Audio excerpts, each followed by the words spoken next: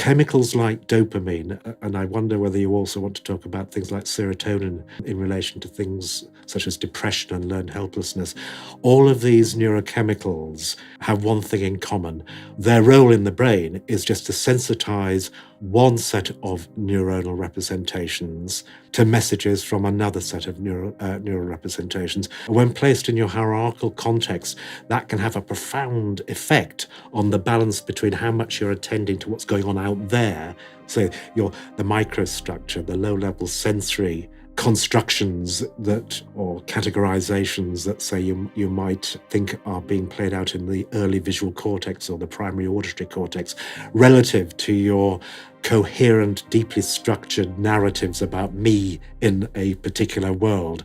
So I would imagine that where you might want to go with this is just thinking, well, how might that go wrong? And what would that look like if I had an abnormality of these neuromodulatory transmitter systems in the brain? And of course, you've highlighted one of the key, or a key abnormality, that which is induced by drugs of abuse or misuse nowadays, such as cocaine. So I think drug addiction is a really good example of what tends to happen if you mess with these really important systems.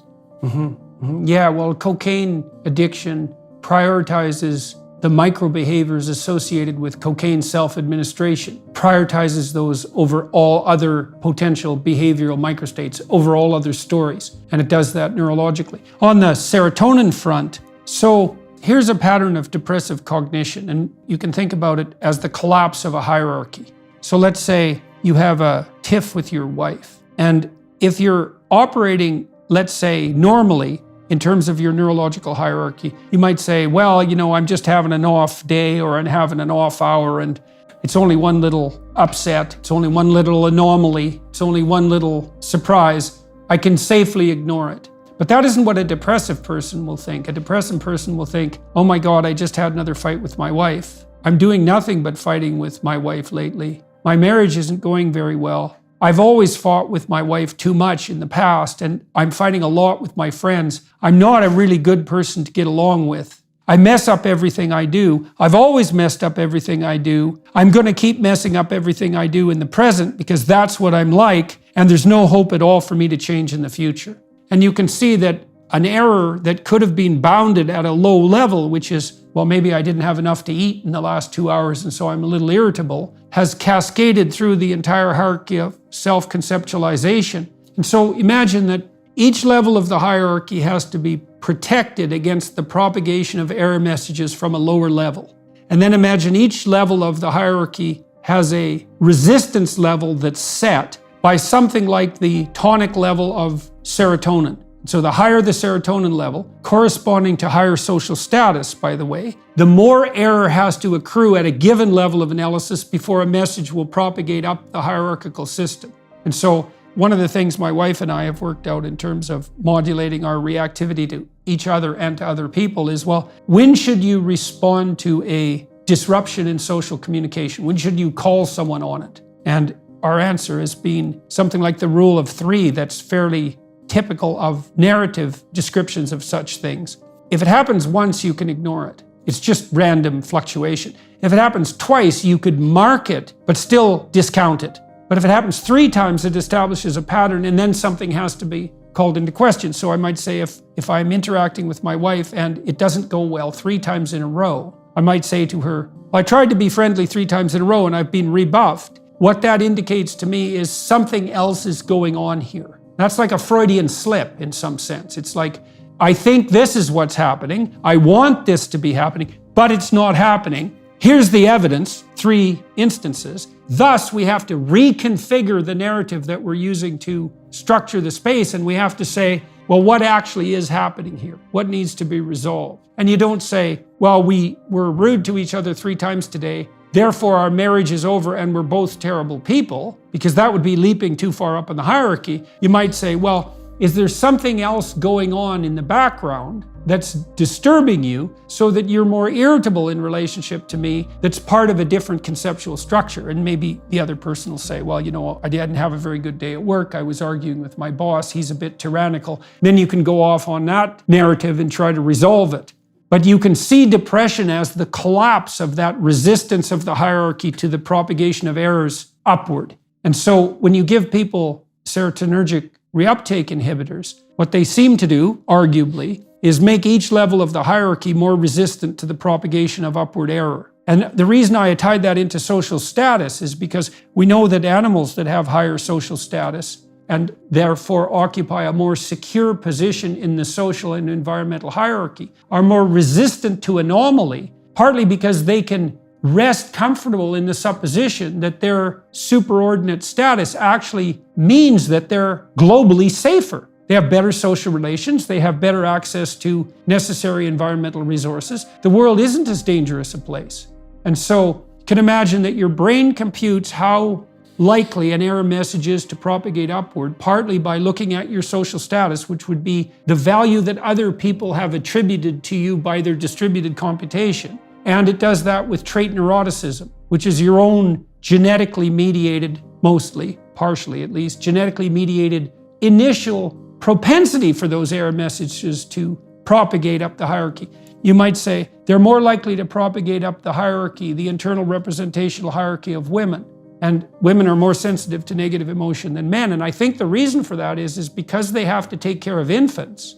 It makes sense for them to be more sensitive to smaller errors of prediction, because the consequences for someone who's truly vulnerable, an infant, can be cataclysmic. And so anyways, there's a lot in that, but that's a theory of the relationship between hierarchical processing of entropy and the proclivity for depression.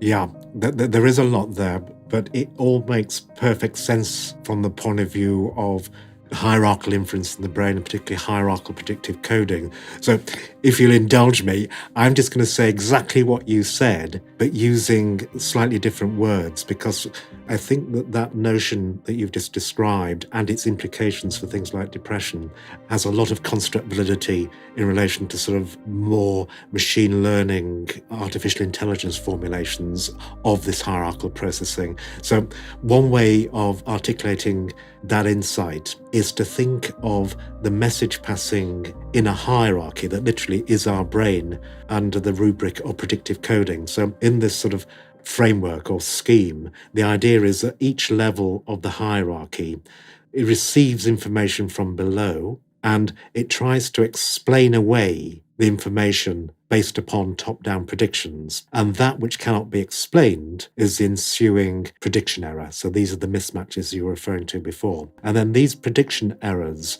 are used to revise beliefs or representations, subpersonal beliefs or representations at the higher level, at the more abstract level, until the top-down predictions are more apt to explain away what's going on below. Now, the key thing about this architecture, well, there are a number of key things, and we've spoken in depth about a number of them, but framing like this, then the game of minimizing surprise, the game of is just the game of minimizing prediction errors. But how are you doing that? Well, you're explaining away what's going on down there based upon higher level hypotheses or belief structures or expectations or representations in your hierarchy. The key aspect of this sort of message passing scheme, this predictive coding scheme, is that it really matters how much weight you afford to the prediction errors that are passed and ascend the hierarchy. You use the word sort of cascading up the hierarchy. And this is exactly the image that an engineer would have when building a predictive coding machine. And the degree to which they cascade up is exactly proportional to the gain or the sensitivity that is set by the neuromodulators, in this instance serotonin. So the resistance now is set by having entrenched, if you like, beliefs about this level of the hierarchy relative to this level of the hierarchy that is mediated by decreasing your sensitivity to the ascending prediction errors. So if I read your well, let's take depression. And I also like to talk about psychedelics because they act upon exactly the same neurotransmitter systems. But let's take depression, which is a particularly pernicious, I think, sort of set of narratives to find yourself in, because I'll just cut to the denouement of this argument that, in many senses, this predictive coding formulation, when put in the context of me discovering and learning and optimizing my models of the world is all about accumulating evidence for my explanations that are updated in a way that minimize the prediction errors. But in accumulating evidence, I have to choose to expose myself to the world. I have to actively sense and go out there. Depression is pernicious because, of course, a lot of the symptoms of depression prevent you going and getting evidence that you're not this kind of person or that you could have coped with this particular scenario. So depression, I think, a little bit like the cocaine using, that it has a slightly self-subverting or self-maintaining aspect